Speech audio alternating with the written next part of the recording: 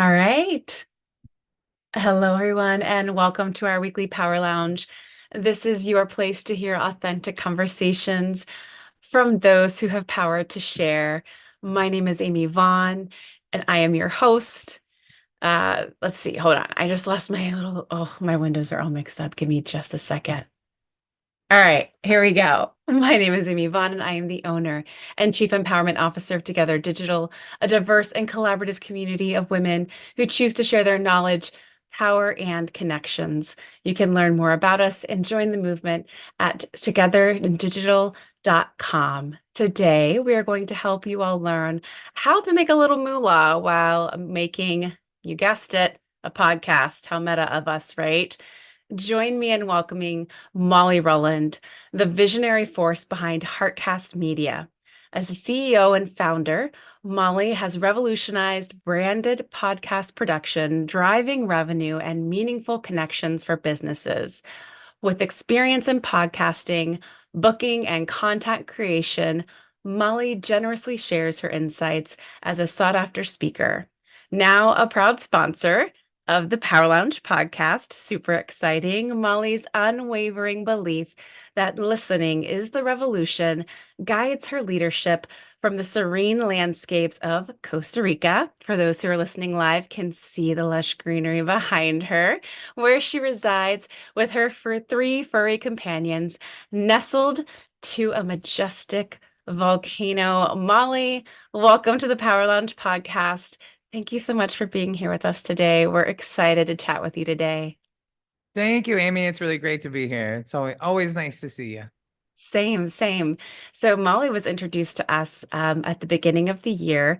She helped to host a masterclass. So members, if you're listening, you need to go back and take a listen to an extended version of this conversation where we're talking about how to create content for a branded podcast.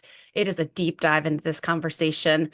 Molly's knowledge is so impressive. Within the first 20 minutes of our introductory conversation, she gave me so many ideas and so much inspiration. And it's just kind of like boomed, not just bloomed, but boomed into this great partnership. And like I said in the introduction, Molly is now, and Heartcast Media is now a proud sponsor of the Power Lounge podcast. So you're going to be hearing and seeing more of Molly and her team and Heartcast Media. But Molly, let's dig into you and your story and a little bit more about your journey. Could you share with our listeners about what led you to this kind of journey and this path of branded podcasting and ultimately creating Heartcast Media? For sure. Thank you so much. I'm really excited. I'm really excited to be a sponsor of Together Digital. I think it's such a great community. So I'm really excited for what's next for all of us. So thank you for that. Absolutely. So my journey is I've owned a multimedia company for the last 24 years. And in 2018, I had a company where from the outside looking in, it was successful, but it was just me pushing a giant boulder uphill. And the second I stopped pushing it, it was going to roll back on me. Mm. And I was pouring from an empty cup. I was devaluing myself constantly. I mean, it was, looking back, it's, the leadership mistakes I made, the revenue driving mistakes that I mean, I'm very passionate about helping people with that because I went through it, and I had an incident that just really changed my life. And so I Marie Kondoed and Oprah'd my life. So I got rid of everything that didn't bring me any joy, and just what do I like about what I do? And what do I not like about it? And so it was like, okay, I like being behind the camera. I like branding. I like marketing. I like strategy, but like, I don't like the people that I'm doing it for right now. I don't like this. And so I closed that company, Hmm. formed a new one. And then the Oprahing, if you will, if that could be a verb, I Yeah. just recognized that I wasn't responsible for anybody. And it was like, you got to go and you got to go. And I'm not responsible for any of you.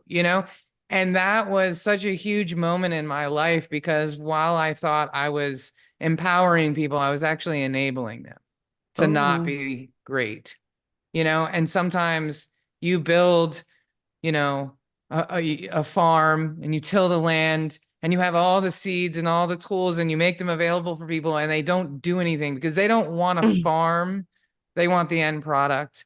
And so I thought I was doing all these amazing things, and I was helping a lot of people, but it was at my own expense. And so that's when I just said, enough is enough. The universe sat me down. It wasn't necessarily like, oh, let me take some cues. The universe was like, sit down or die. That was basically the lesson. And so I just decided I'm not ready to go. Mhm. And so I am going to retool my life into a company that ties into the things that I really like doing, which is strategy, helping people, fixing things, cleaning things up, and then creating world-class marketing plans that actually work, that involve people and messaging and not just, Facebook ads and, this Yeah. empty noise. So that was my journey. It was a hard stop. Yeah, yeah. I mean, what a way to take the trauma and the hard lessons of life and turn it into something good for yourself. And I think this is why we vibe so hard, Molly, because this is what's on my whiteboard for something this morning that I've been kind of mulling on, that may turn into another like book or workshop or something, is this idea of authentic ambition. And this constant question of asking myself the older I get is, why am I doing everything else for everyone else? Why am I doing this for everyone else? How often are we kind of spending our time and our energy building, creating things, positions, titles, salaries, and it's really just for the sake of everyone else's approval or, accolades and things like that. So I can relate so much to that. And and you are clearly in a space where you're in your zone of genius, I feel, in serving and doing the kinds of work that is so right for what, you are so brilliant at. So yeah. Thank you.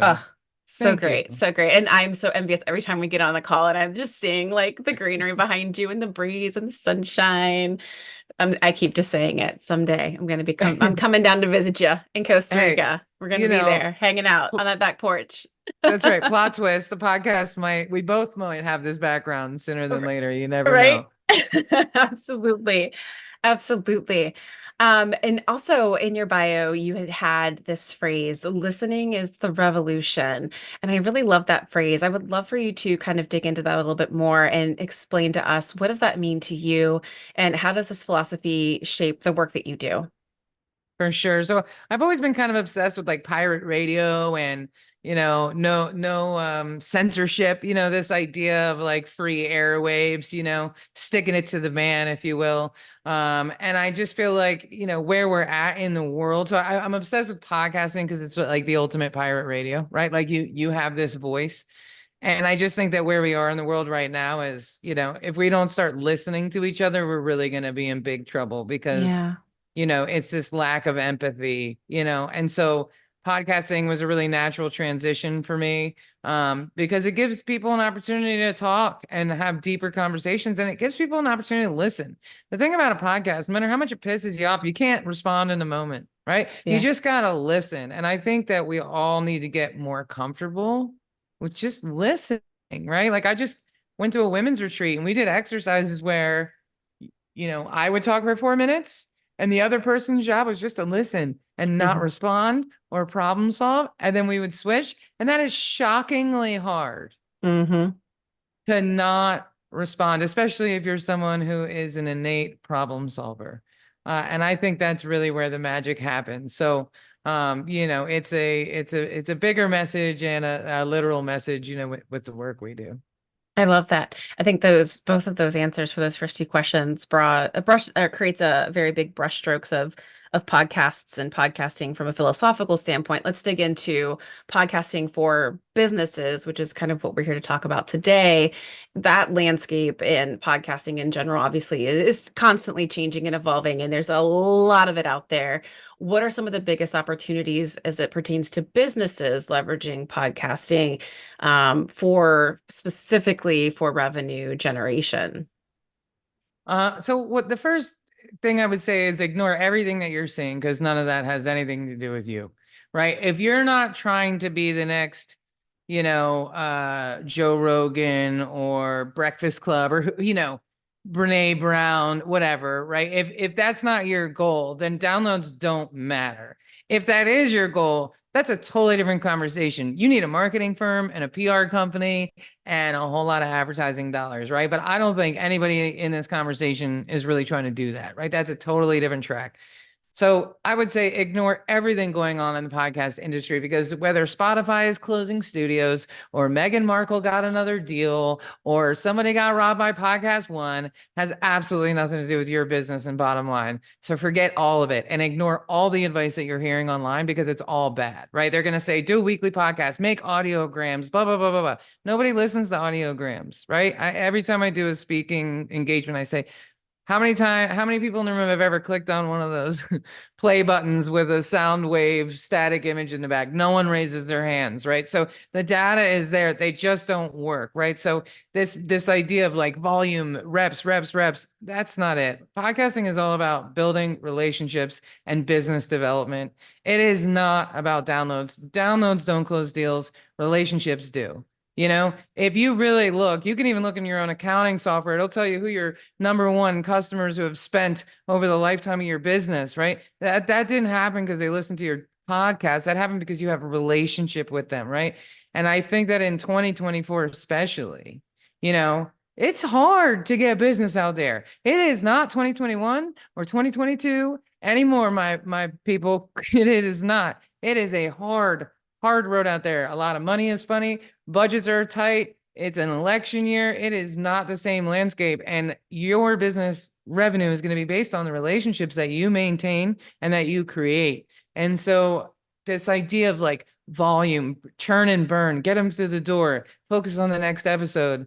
That's not it. You know, Hmm. that's not it at all. And I think our relationship is a true testament to that, right? Yeah. You approached me about being on a masterclass. I came in, I saw so much value in the community. I did another thing with you. And then I approached you saying, I want to continue to build into this community because this is the kind of business community for women that I appreciate being in. Hmm. And I want to invest in that, right? Yep. Because I care.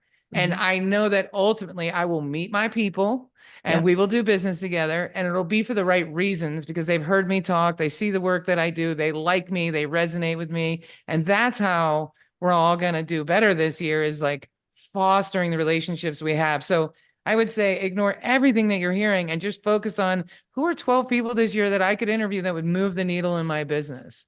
Who are 12 aggregators, right? Like I want to work with like startups and tech companies. So I'm approaching VC companies because they have 100 portfolio companies under their belt, and I could get 30 contracts at one time instead of one, right? And so just really thinking about using your podcast as, you know, for me, I meet a lot of people standing in line for a cup of whiskey at the networking events, right? Yeah. I always, my people and I are always like on the fringe, maybe talking a little smack because that's who I Uh-huh. am, right? Social anxiety manifests in different ways when you're Irish, right? And Oh yeah. drinking, sarcasm are my go-to.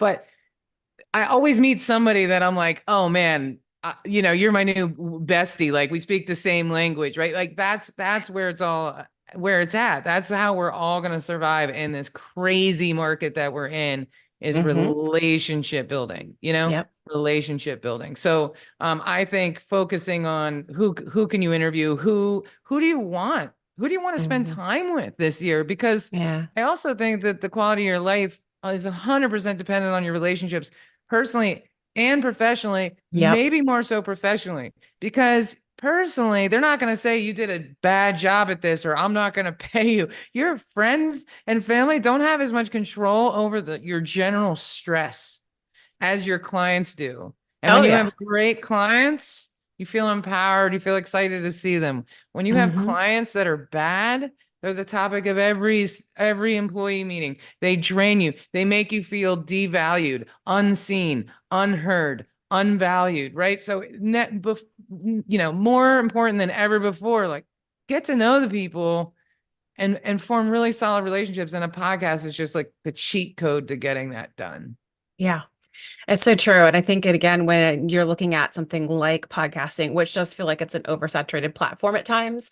I was on another other people's podcasts. I was on another podcast yesterday as a guest, and we were talking about this even in membership platforms is, I was talking about quality versus quantity and sort of like our philosophy at Together Digital and growth and membership. And she was like, yes, small is the new big. And I think it Hmm. makes sense. It's not just about it's smarter. It keeps your sanity. It allots for the right sorts of resources. And it feels it's a lot less anxiety inducing. It's a lot less taxing on your resources. And again, strategically, it just makes a lot more sense when you kind of look at the grand scheme of things in the landscape out there in Hmm. podcasting.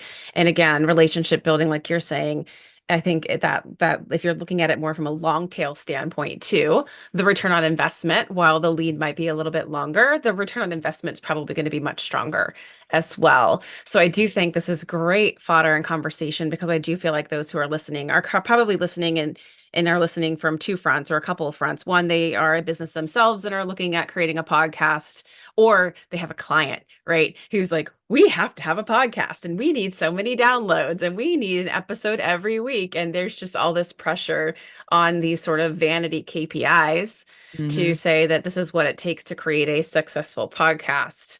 And I love that you're kind of pushing against that grain and saying, no, it's really about building and creating relationships and putting your clients up on a pedestal and or finding this as a way to sort of court potential clients, right? And, find, is this a great way to sort of find, are we simpatico? Are we going to be able to build something together and become partners in the future as well? So I don't know, this feels like a much better way to go in my mind as well. So I love, love, love that answer. And to your point, even from a philosophical standpoint, this idea of listening is the new revolution again still fits very much within your values and philosophy there as well.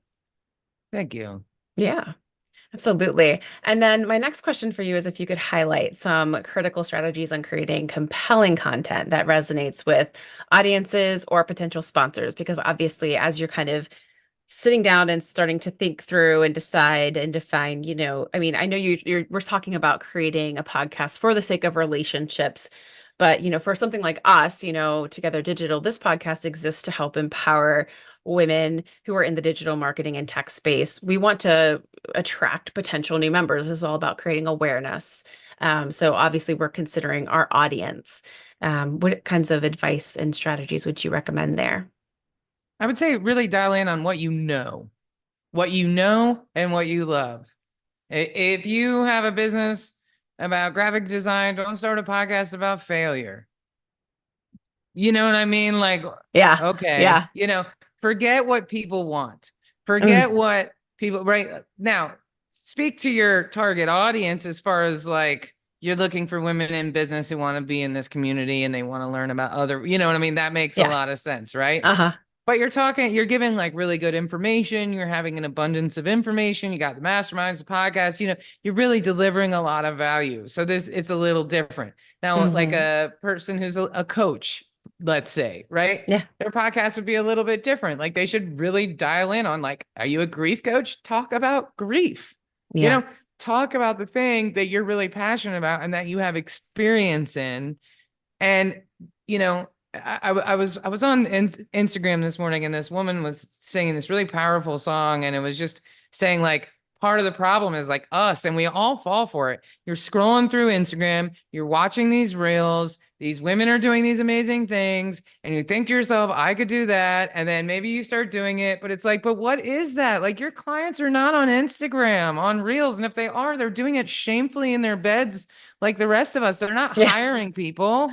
Uh-huh. You know what I mean? Like Yeah. it's this trap and it's like we're just feeding into this machine that's like low key killing us. So it's like Mm, don't worry about like if it's going to get likes or not. Like for right. example, I produce this podcast for this company that's like security like in the intel and just like computer world and get mapping and 3D mapping and GitHub and all this stuff that I don't understand, right? We've been doing their podcast for years. They have a very narrow audience, but they are an enthused audience because they love geosatellite set mapping, right? That's their Uh-huh. jam, right? They got Yeah. a $5 million contract because of that podcast. It's amazing.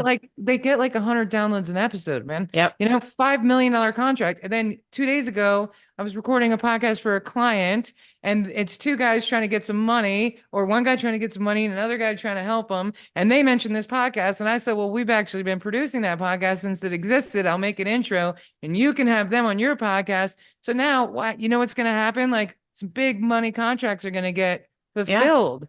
And it's not because that podcast is so popular, but it's so niche and narrow and Yep. specific. So again, you're going to be like, why am I only getting 50 downloads an episode? It doesn't matter. If you had Mm-hmm. 50 people in a room every Tuesday waiting to hear what you had to say, you would be an important dude. Yeah. You That's a know, great point. That's a 50 people is great a lot of point. people, Yeah. you know, Yeah, don't you devalue know. those 50 years. That's years. Mhm. 100%. I agree. I need to also make mention for our live listening audience. Don't forget, use the chat. You can ask questions and we will either ask those mid-conversation if they kind of make sense at the time, or we'll save them for the end as well. I noticed we had some reactions as you were talking about the low-key being killed by Instagram. I think some of us were feeling that, Molly, as you were I sharing. mean, It's true. And it's like that old adage, right? Right, what you know. I think it is. It's really hard. I think we get overly influenced and spend so much time comparing ourselves to everything that we see on social media and YouTube and out in the world by influencers that it is really hard to not want to kind of stick in our lane and niche down, but it does make a lot of sense. Let's talk about podcast booking because I think outside of content creation, that's another really actually smart strategy that I don't think businesses often think about or consider. And as you call it, OPP, other people's mhm. podcasts. So, as expert podcast booking agent, what advice do you have for businesses or individuals looking to secure guest posts or guest spots, sorry, podcasting to help amplify their message? Well, my first advice is hire an agency to do it. And the reason why is I've been in the booking game for a long time. I've been in multimedia 24 years. Having other people say your name in rooms that you're not in has Mm, tremendous amounts of value. yeah. Even if that person doesn't respond, even if you don't get a yes, somebody else saying how amazing you are has more value than you. The head of a media company saying you have more value has, you know what I mean? Yeah. Having that representation makes a big difference. It puts you in a different echelon. Number two, it's insanely time consuming. Insanely time consuming. You have it's like direct mail. It's like a 2% return on Yeah. outgoing. It's something that you would want like a VA to do, except you would never want them to do it because they could never speak the right language. So it's like all this copying and pasting and admin work, but then Uh-huh. it needs to be like a real message. And so it's a real conundrum there because it's not worth your time or your best person's time, but you can't punt it to the VA because I can't tell you how many requests I get that still has like the parentheses in it that's like insert relatable content here. I'm like, dude, you copy and pasted this and didn't even fill in the blank where you were supposed to mention my show and make it Mm-hmm. personal. It's like, that's not going to work. AI written pitches are just not going to work. Right. Mm-hmm. So, starting from there, quality podcasts are produced most of the time and are not cheap. And if you want to get in front of a really good audience and a well produced podcast, they're not going to accept you. You know what I mean? If Yeah. you're not coming with your best A game. So having a microphone, really creating a list of podcasts that you want to go on, and not just because you like that, but like I love Lisa Bilyeu. It doesn't Yeah. mean that I'm the right fit for her podcast. You know what I'm saying? Like, Mm-hmm. and it's not all about numbers. Sometimes a small audience podcast, if it's exactly the right audience, can Yeah. be more beneficial than one with big, big numbers, right? Mm-hmm. So doing research, making sure the podcasts are active, making sure they have more than 15 episodes. Most podcasts don't make it past 7, even less make it past Ah, 10. So don't even waste your time going on a podcast with less than, 15 episodes because most likely it's never going to see the light of day. gotcha. Um, don't go on podcasts with hosts that don't have microphones. Mm-hmm. I know a lot of people are really thinking to themselves, oh, it doesn't matter. Go listen to, and I know we've all done this where we've listened to a podcast and the intro is like, welcome to Molly's podcast, and it's super produced and it sounds really good. And then the host comes on, it's like, it's like a clip. It's like they Like what jumped off. happened? And it's like, are you okay, man? Do you need me to call an ambulance or something? Are Like, you trapped under something? oh, are you in a basement in Philadelphia? Like, what is happening? And so, you know, if you want quality content, you want Yeah. quality guests, and you got to show up with quality, right? So Yeah. It's a getting first booked on other people, impression. yeah, exactly. And so getting booked on other people's podcasts is a great cheat code to accessing their audiences. But Mm-hmm. you got to do it the right way. Build a good list, create a custom pitch, really research those. Send a personalized, hey, 3 weeks ago on the podcast with Molly, you were talking about basements in Philadelphia. I'm a Philadelphia basement expert, and I think I would be, but make it personal, because podcast hosts Right. are getting hammered Yep. with those all day long, right? So like make it real. But going Hmm. on other people's podcasts is a great way to, number one, solidify your CTA. Most people's CTA is not great. Find me Mm. here, do this. You can check me on all. No, no, no, no.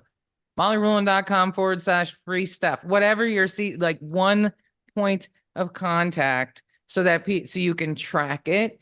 And then Hmm. also getting better at an extended elevator pitch, getting really good at like sticking to the point and always driving the conversation back, Yep. So it's like if somebody is like, oh, why do you love communication? Well, it reminds me of podcasts. Like I will always find a way to bring it back in a way that's like organic and non-annoying, right? But Yep. you got to get good at that, right? Like we did a podcast for NATO, and Terry Schultz was the host, and I've never seen anybody control a conversation the way she does. She could interrupt people so seamlessly without it being offensive or rude or talking over them. She could control the conversation, adjust her conversations on a whim. Now, she's been doing this 30 years. Yeah. Okay. So we can't all be Terry Schultz, but No. you need to have like the 10 things you're always ready to answer, the 5 topics you're always ready to talk about. You need to always be good at looping it back in. And the only way you get good at that is practice. Yeah. So I would say go on some crappy podcasts at first and work Yeah. it out a little bit. Uh-huh. Listen to yourself. Listen. Right. Yay. Worst hour of your life. You know what I mean? Worst hour of your life, hands down, right? Like Uh-huh. for sure. Uh-huh.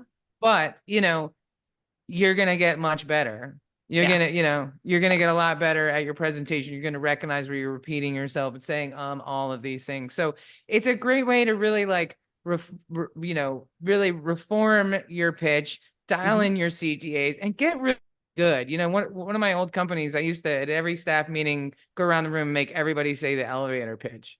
Yeah. And it was wild to me. Some people like, we don't do that. Where are you Mm. getting this from? I had to really like over and over and over and over. Like, are you really clear about representing? Oh, well, we do, like we build websites, we do audiobooks, we produce podcasts, we do Yeah. podcast booking. But what I say to people is we produce podcasts that drive revenue and create strategic relationships. Boom. That's what you need to know I about love it. Heartcast Media. You don't need to know all those other things. We'll talk about those Nope. later. Let me make it really, really clear, right? We Hmm. produce, not I help. We produce, we create, we generate, Hmm. action item words, right? So Yep. going on other people's podcasts is a really great way to like, Hone that. mhm. Because it gives you the opportunity to kind of test and learn and get that feedback, right? I think that's one thing I've learned over time. It's funny because people will say, "Oh, you're so good at this." I'm like, you know what? It just kind of came with making mistakes and learning and doing it like hundreds and hundreds of times. Honestly, I was a part of a cohort where that's how we had to start every morning was a 30-second pitch of Yeah. our business. And if we, it was so funny because the very first class the cohort lead would scream stop if we Yeah, it's like, if we went over time and right. just I was probably one of the few who didn't, but I had the benefit of having done things like this over and over and over and over again, and my cohort mates maybe not so much, but I loved it because by the end of the cohort in 14 weeks every single one of us nailed it in 15 seconds. Exact. Because that's all Nobody you went get. even close to 30. That's all you you know get. yeah, 15 seconds is just, I mean, think about the attention span of all of us. What is it, like I a know, half a right? second at this point? The fact that if you can keep somebody's attention for 15 seconds, that's the Olympics I know. of attention, honestly. So So, true. and So it's true. called the elevator pitch because you're only going a couple floors and you Yep. only got a couple of seconds. And if you don't make it abundantly clear what you do, they're not getting off the elevator with you. You know what I mean? It's not, there's a reason Yeah. why it's called that, right? It's Yep. clear, concise. And then the Yes. third wave of that is like other people talking about you on LinkedIn is always great, because Hmm. if you go on as many podcasts as you can for 90 days, Yeah. then for the rest of the year, episodes will Yeah. be popping up right when you've forgotten about it. Always Oh, great. I sat down with Molly, talked about, and then Hmm. what happens is in all these other arenas, in the life coaching arena, in the women's community arenas, I'm saying the same thing. Interview Mm-hmm. people you want to do business with, create strategic relationships, lean in on them, create Mm-hmm. authentic. So no matter whose podcast you see me on, I'm saying the same thing. Yep. Yeah. It's consistency and it's credibility. That's building trust and reputation, which I think are major tent poles of reputation, brand reputation. I love that, Molly. That's great. Yeah, you're building street cred. And I also was thinking, by the way, Kaylee so kindly dropped the link to Molly's website as well, because she does do podcast booking. If those of you who are interested in looking for help and support there, I think one other reason why it's helpful to find somebody to help do the podcast booking outside of just the innate amount of work involved is that you're being shielded from the no's. Because you know what? It's just not fun to be told no all the time. Let somebody else take the no's for you, and you just sit there blissfully unaware, and you just get told when you're going to be on a podcast, and it's great. I am adding that to my marketing material. It's true, Yeah. and we do a recap at the end, just to keep Uh-huh. people a little bit humble, where we Yeah. say, okay, we pitched you on 47 podcasts. We sent 598 emails on your behalf. You were approved by 12 and you Right? were rejected by Yeah. 19, Yeah. you know? Yeah. Mm-hmm. Because it also lets them know, hey, we were, you might have only seen the 12 approvals, but trust Yeah. us, we We were did the cranking on work. the back end. But even that no has value because now somebody else Sure. said your name in that room, but Yeah. you don't necessarily need to see it. Like, I don't want to see everybody who swipes left on me on Tinder. You know what I Right. mean? Like, how can you imagine? Like, what's his problem? Like, come on. What was it It's like, about me? yeah, it's like reading your unsubscribes on your mailing list. Oh Like, don't man. do that. Don't do No, that. don't go down that rabbit hole, please. Don't go No. down that rabbit hole. I love it. And then I wanted to ask you really quickly too, Molly, because you were talking about your CTA. For those are who are kind of, getting the opportunity to be on other people's podcasts, what would you say are some of the kind of requirements or best practices for a good call to action when you're on other people's podcasts? Well, it's funny because I keep telling people this and I don't have one myself, but I would create a / like free stuff page on your website, Ah, uh-huh, something that's uh-huh. static, not a PDF, Yeah. right? That has maybe a course on it or a link for a discovery call. Like, it's not your website. You know what I'm Hmm. saying? It's like a page that you say from the stage or from podcast. That way you can track how many hits are on it and you can put Hmm. something special on there that other people don't get, you know? Maybe Yep. you create duplicate a course and you put it on there for free. Okay. And then, because now they're in your email loop, but give them something valuable. You know what I mean? And if you do a web page, then you can change it. Yeah. Hmm. Yeah. I've seen people at conferences doing that, and I think that's always super, super smart. Again, even just from a measurement and metric standpoint, I think that makes a whole lot of sense.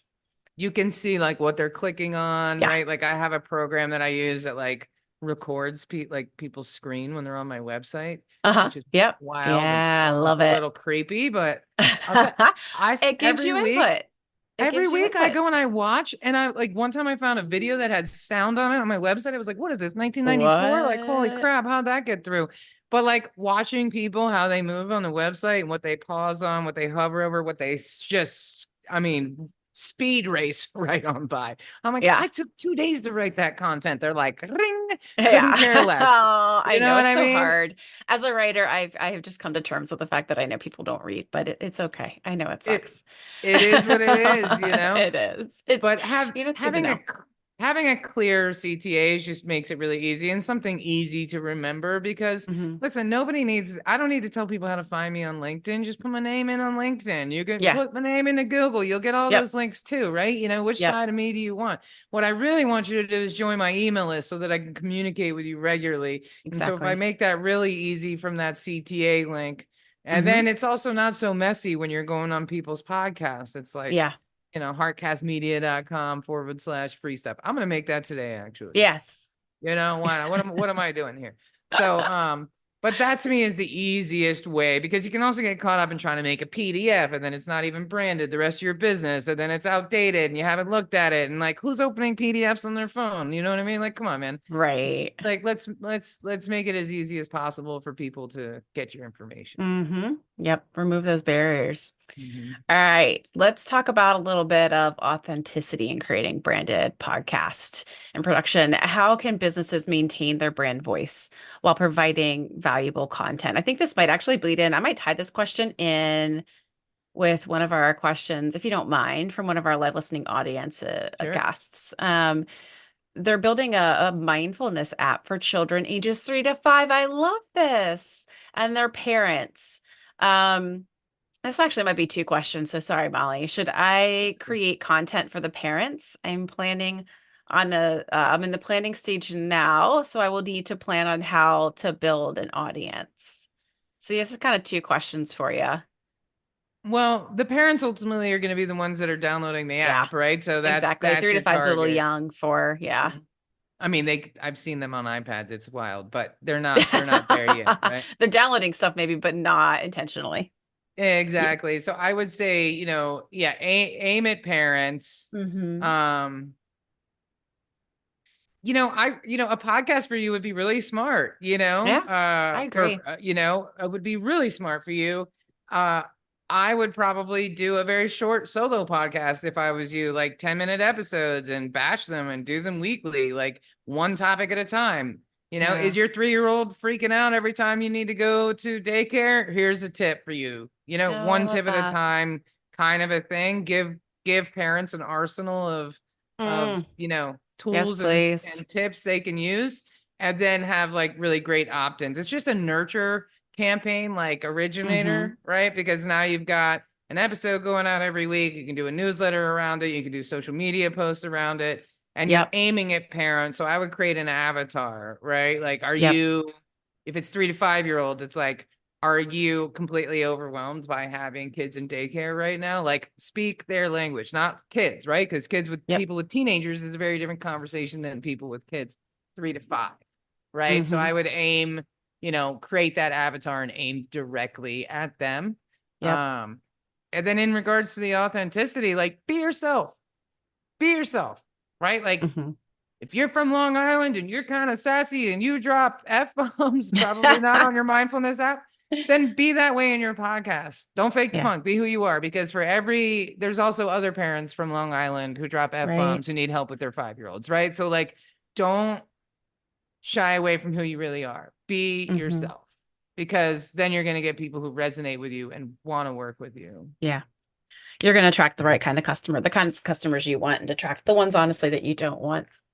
I think that's great advice. Yeah, I could totally see that whole podcast and campaign coming right away. And since the username says iPhone for whomever's logged in, I don't know if you're a Together Digital or member or not, but if you're working on this app, I could totally see how our mom's channel would be a great space for you to get and collect these instances exactly. We've got a lot of moms who talk about and share all kinds of instances and things that they're struggling with their kids. And we've got, of course, moms in all age ranges, but we've got a lot of moms with young kids who are kind of dealing with a lot of different instances um, with things like that. And I'm a huge fan of mindfulness as well. So grateful that you're creating something like this. And yeah, we need that podcast. I could totally see that, like where you're driving to and from work and you're just like on your way and you're like, oh my gosh, I know I'm going to be dealing with this when I'm going to home tonight. Like, so my daughter was suffering and dealing with sleep anxiety between these ages. So if I had like a 10-minute podcast to listen to on the way home to pick her up from daycare,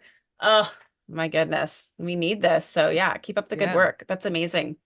All right. And I'm with you on the role of authenticity and branded podcasts.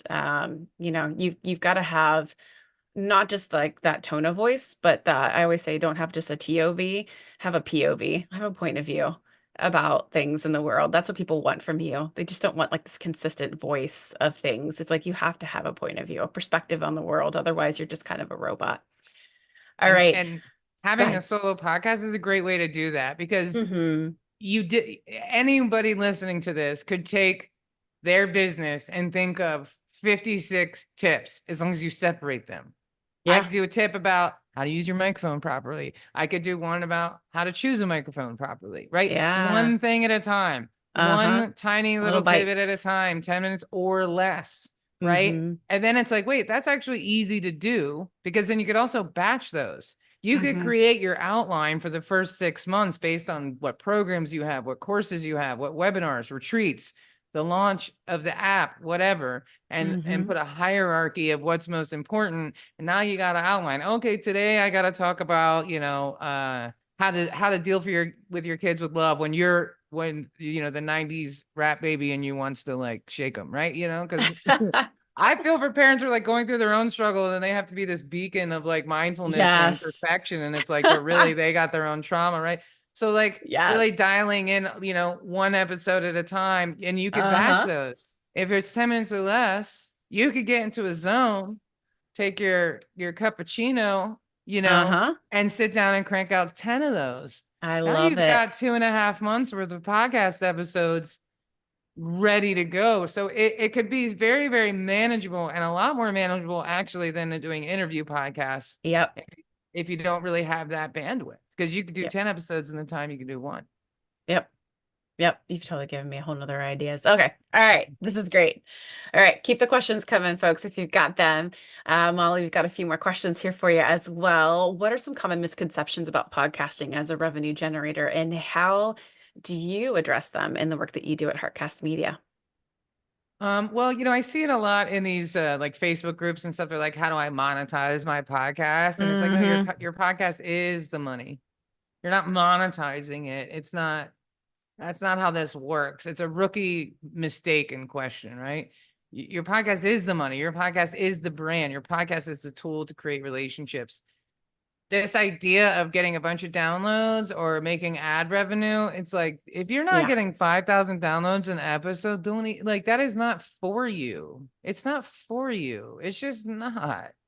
It's like if you make reels and stuff on Instagram, you get a couple hundred views, you're not getting paid thousands of dollars a week because you don't have the views. It's just, it's like radio. I mean, we see it all the time in the music business where people are like, I'm Jay-Z and I made $100 from my Spotify streams last year. It's like, it's a complete misnomer, right? And it takes a lot of money to get those kind of downloads. So I would say, just really focus on the content. Mm-hmm. And the money is in the relationships. The money is in the business. The money is in what do they say? The riches are in the niches and the riches are Yep. in the follow-up, right? Mm-hmm.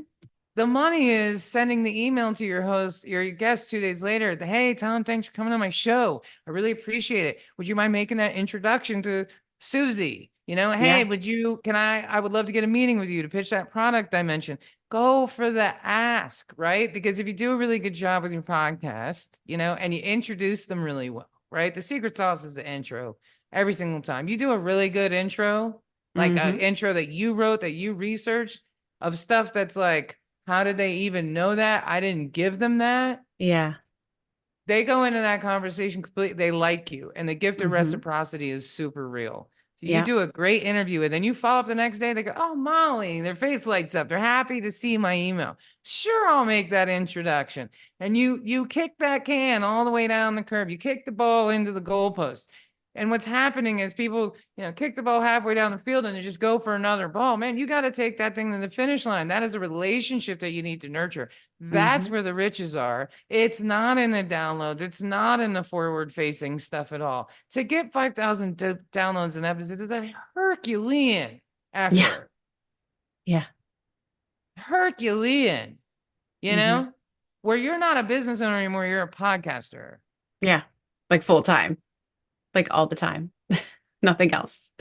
And I'm pretty sure none of us want that. Right. Yeah, exactly. So is there anything else that you would throw into that mix then that you would kind of use to quantify what would be a successful, like that you would use to measure to say this is a successful branded podcast beyond, like we were saying, those listener numbers and downloads and all that jazz that everybody else seems to think is so important?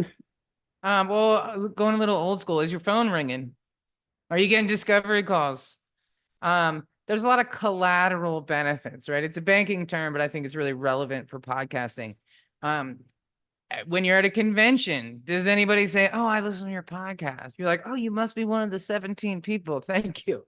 You never know, Yeah. right? You never know. One of my Mm-hmm. clients said, "Molly, I have made the best hire for the company yet, who listened to the podcast and reached out to me and said, I value your ethos and the way you do business and your integrity, and I want to work with you." Exactly. No one ever talks about using a podcast to source excellent employees, which is a very hard thing to do, you know? Mm-hmm. So there's a lot of, and it usually isn't related to the downloads at all. It's Yep. like Did you get a speaking opportunity? Did somebody see you on a podcast and reach out to you, right? You know what I mean? You just Yep. never know who's going to resonate, right? Like someone Hmm. like you might see me on a podcast and go, "Oh my God, she's funny. She'd be great for this. We got to Yep. get her in here." Like that's how all that stuff works. It's not like, "Oh, I'm getting a check from Spotify." It just Yep. doesn't work that way. Like even Theo Vaughn, who's like one of the big, like mini Joe Rogan guys, literally Uh-huh. is owed like a $500,000 by podcast one. So even when you get there, Yeah. even when you're getting millions of downloads, you're still not making money sometimes. So, don't go there. Measure it by, are you getting more discovery calls? Are you getting invited to networking things? Are you asking to be on panels? Are you getting more emails from people you don't know? The podcast is working.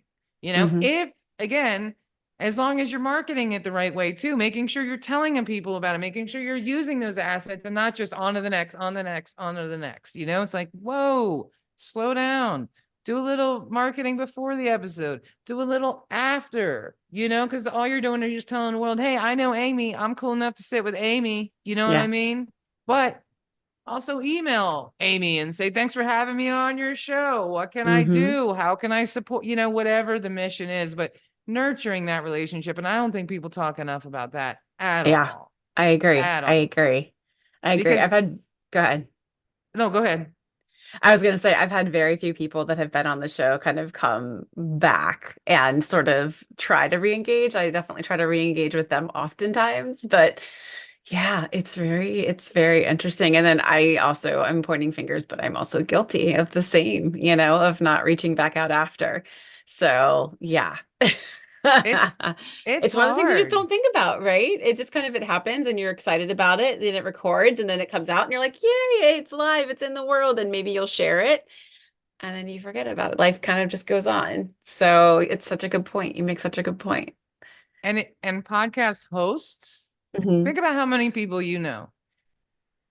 Think about how many people need websites. Think about how many people need podcasts. Think about how many Yeah. people the things that I do, right? So when Yeah. you're out there in the world going on other people's podcasts, like that person is a gatekeeper to potentially change your business. And so Yeah. you should show up with a microphone and dress properly and with your dogs inside so they could be as least annoying as possible, Yeah. right? You should really respect the time, right? And then nurture that relationship. Thanks for having Hmm. me on the show. You know what I mean? Like, how can Yeah. I help?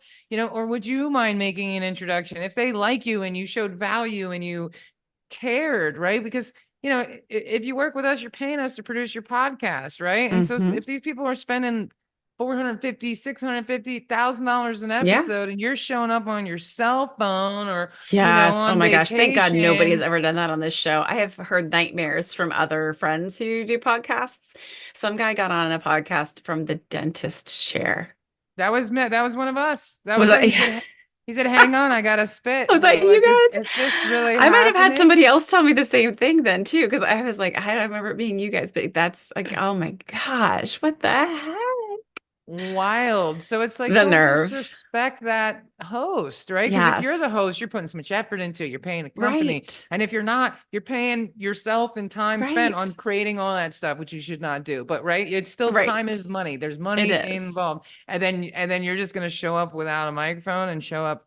You know what I mean? It's like, come Yeah. on, man. You know what I mean? Like, because that person knows lots Yep. of people who might want to hire you. And if they Hmm. like you, Yep. they're going to be more compelled to make those introductions when Hmm. you ask, but nobody is going to say, I really like Molly, who was on my podcast 3 weeks ago. Let me make this intro. No, Yeah. no, no, no. You Yeah. got to follow up. Hey, don't forget about me, the one who wants intros to people who need X, Hmm. Yeah. and by the way, Yeah. here's how I can sweeten the deal for you, Yeah. you Yeah, know? I've definitely seen it's been really cool to see. And I think, having our live listening audience here has always been such a wonderful thing. And this used to be a webinar and moving it to a podcast to make it more accessible for more women. It's been fun. I've been at other events and had women come up to me and be like, I love your podcast. I listen every week. And it's like it's kind of fun. I'm like, oh, cool. And it's this whole phenomenon of parasocial relationships where They Mm-hmm. just have this sense, like we are friends, by the way, listeners, friends. We are friends.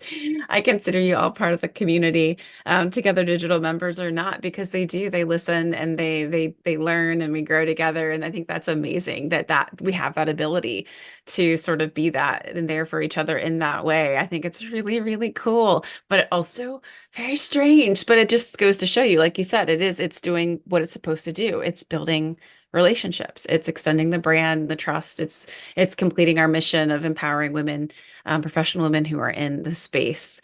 So yeah. Yeah, I've got one more question for you, Molly, but really quickly, I wanted to ask one of our live listener questions. Marilyn's asking, she's a data analysis, and she would love to know how she might get to market her skills on a podcast. On her own podcast or on other people's podcasts, I guess would be my My guess question is there. possibly on other people's podcasts. If you don't mind just dropping into the chat, Marilyn, if you were trying to say on your own podcast, possibly, or other people's podcasts.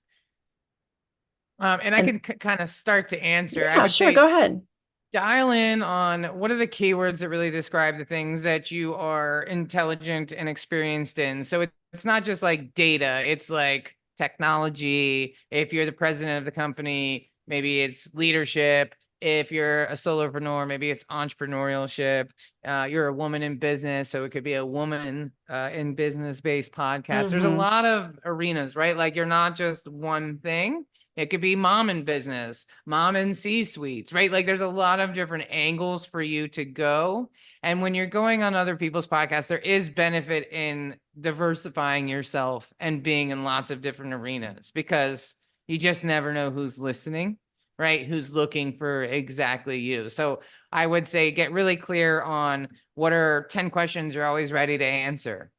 How is AI impacting data management in 2024? I don't know, like just 10 Yeah. things you're always ready to answer. So when you pitch yourself, you can say, hey, I'm a data analyst, and this is why I think you should book me. I have a microphone. I have a decent camera. Here's 10 questions I'm always ready to answer. Here's 5 topics I'm excited about. And here are my 10 keywords. And then they know exactly how to place you and how to create an episode for you and how to what questions to ask you. So I would just say, think of yourself as like a multifaceted person because you are, right? Mm-hmm. Like I'm somebody who lives in another country, right? I'm an Yeah. immigrant. People call themselves expats, but I Yeah. think that's it. I'm like, you never called a Mexican an expat, so I'm gonna I go ahead and never call thought myself. about that. Oh my God, that is so elitist. Oh my gosh. Okay, that's like a whole It's other conversation. That's I so know true. we could start a whole Just blew podcast my on mind, that one, Molly. Amy. Let me tell you, but they're like, I'm an expat. I'm like, that's so You're so fancy. Um, special. Pat myself on the yeah. back. I'm like, I'm an immigrant. That's a cool word. I don't got a problem Right? with that. It's not a dirty word. Like, but Ugh. anyway, I get it. I get it. but that's another element of like somebody who's living abroad who owns a business. That's a whole other audience of people that I can put myself Mm-hmm. into, right? So really thinking about yourself in all these different ways, you know what I mean? And then getting Mm. yourself booked on those because it's really just about triangulating. You just want to be popping up on LinkedIn and creating those relationships. Mm-hmm. You don't want to go anything that's completely far-fetched, unless it's maybe in the very beginning to just get better at Yeah. it. Well, I like it though because I think it creates this like, well, it makes you more authentic. Like from like a personal branding standpoint, it sort of exudes your intersectionality, which I think makes you more interesting to potential podcast hosts. Because I mean, I don't know, when I'm looking at guests, I'm always wanting to know, I always want to see diversity of like thought, age, background, race, socioeconomic status, things like that, because that makes for a more interesting conversation and guest. So I think that's really interesting direction. I love that. I hadn't really thought about that in the sense of like keywords. Usually you just kind of always think about those keywords from like a professional angle, right? You don't think about Mhm. those other more nuanced type of things. So Marilyn, hopefully that answered your question properly. If you have any additional questions or things that you want to clarify there, feel free to drop them in the chat. We've got just a few minutes left. Molly, what excites you the most about the future of podcasting, and where do you see the industry headed in the next few years? What excites me the most? I think just the opportunity for truth, the Hmm. opportunity for uncensored conversations, Yeah. and longer form conversations. I think we need that. Like everything is so nuanced in life and it can't be Hmm. explained in a tweet or hashtag, Yeah. or If only, um, right? and I like how it's like really become a global marketplace. Like I'm sitting in Costa Rica right now talking to you. Like that's Yeah. awesome, right? And that wasn't always the case. So I like that part of it. I think as far as the industry, I don't know. If I'm being completely honest, I think the industry is kind of terrible because it's a lot of white dudes in their basement being jerks about a lot of things. I mean, if we're really being honest, it's like Yeah. unchecked companies making millions of dollars. Yeah. So the industry from if is kind of like, oh, well, forget the industry. Let's talk about building interpersonal relationships in business development. That's what excites me so much more, and Hmm. using that medium to do so, Yeah. because it's going to have its flaws and problems, but none of that really Hmm. matters to us, right? Like, I don't care about Meghan Markle's deal with, Right. Her you know, drama. yeah, Yeah.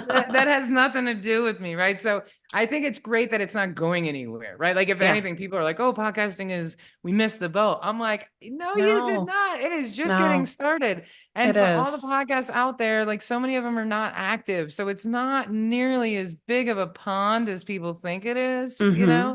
So Hmm. it's just untapped and it's not going anywhere. Like Yeah. everybody is starting podcasts. Huge companies have podcasts. ABC Yep. has a podcast. I mean, it's where we're going. And so I think it's smart to Hmm. understand it now and Yeah. use it to benefit your business personally. Yep. And don't worry about the headlines and the stuff that you see coming out of the industry, Yeah. because it Yeah. doesn't matter, you Hmm. know? Yeah, I do think I think the one thing that has really impressed me in the journey of kind of creating and growing and building a podcast and whatnot has been how accessible and how I don't want to say easy, but like, accessible it has been. And I'm Hmm. excited to kind of take it to the next level with your all support and sponsorship and production and everything as well. But I want to see more like diversified content out there and some more of these like authentic conversations happening out there because you're right, it is that kind of a platform that should be allowing for that and enabling that. If it can allow for that on a one extreme spectrum, then Right. it should be allowing for a lot more. So I definitely would love to hear, like you said, that the whole listening as the revolution can get behind that as well. So Molly, thank you so much for joining us today. This has been such a fantastic conversation. I hope you all got a lot out of it. Marilyn, thank you so much. Molly, just by the way, in case you didn't read the chat, she said you've answered my question from an angle I had never thought about. So well done. Awesome. Well Thank you. done. Any of you who are listening again, who are members, you can feel free to jump into Slack. Molly is there if you want to chat with her, if you have any additional questions, or you can jump into the channel that is our Digital IQ Masterclass channel. That will also have the links to Molly's past recording to her masterclass. Or if you have questions, feel free to DM me and I'll send it to you as well. But that's all we have for you guys today. It was wonderful hanging out with you. I hope you all have a fantastic Friday. Excited to see you all next week. Till then, keep asking, keep giving, keep growing. Take care. Happy Friday. Bye bye.